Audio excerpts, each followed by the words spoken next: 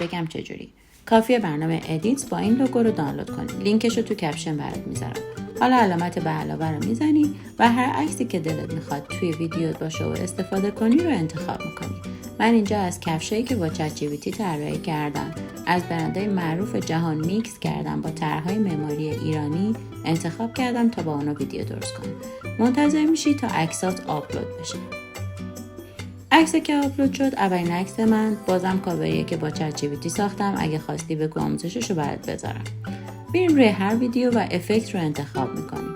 افکتی که دلمون میخواد روی اون عکس بیفته انتخاب میکنیم. من هر افکتی که گذاشتم رو توی این ویدیو نشونت میدم. اون به علامت زرد رو میکشی تا طول مدتی که دلت میخواد عکست طول بکشه انتخاب بشه. مجددا افکت رو زدم و یه افکت جدید انتخاب کردم برای این عکسم. و برای عکس نهاییم بازم یه افکت متفاوت گذاشتم که توی ویدیوم تنوع داشته باشم. و میتونی هر افکتی که دلت خواست انتخاب کنی. اینم افکت آخر برای عکس آخر که با کفش نایکی ساختیم. حالا برمیگردیم به اول ویدیو و ترانزیشن هامون رو انتخاب میکنیم. برای ترانزیشن سلیقه من اینه که ترجیحاً برای همه عکسام یکسان باشه. روی خط سفید میزنی، ترانزیشن مورد علاقت رو انتخاب میکنی. عکس دوم هم انتخاب شد و میمونه ترانزیشن عکس آخر. اینم که انتخاب کنیم تقریبا کارمون رو به پایان میرسه. میریم که موزیک بزنیم روی برنامه. آدیو رو میزنی و وارد اوریجینال آدیو میشی. اینجا موزیک هایی که وایرال هست توی اینستاگرام رو میتونی ببینی و هر موزیکی که دلت خواسته با سلیقت انتخاب کنی. اولش رو ترجیحاً فید کن یه مقدار تا موزیک ویدیوت حرفه‌ای تر به نظر برسه و هر چند ثانیه که دلت خواست میتونی فید کنی. اینطوری صدا کم کم زیاد میشه و خیلی شیک تر و حرفه‌ای تر به نظر میرسه ویدیو. همونطوری که داری میبینی.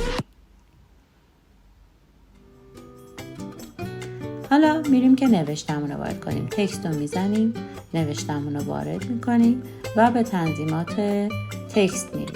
هر سبکی که دلت خواست انتخاب کن و میتونی ویوش رو ببینی.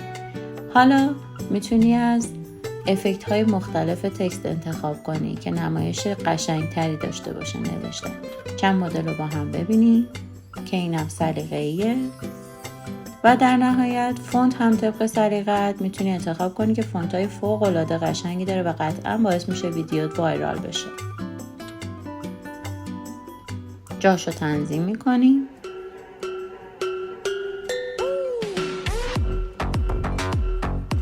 اینم یه ویو از ویدیو.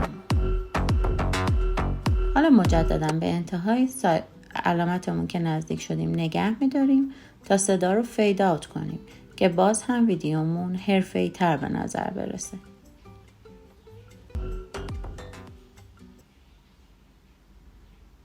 و تمام. کافیه اکسپورت رو بزنی و از ویدیوت لذت ببری.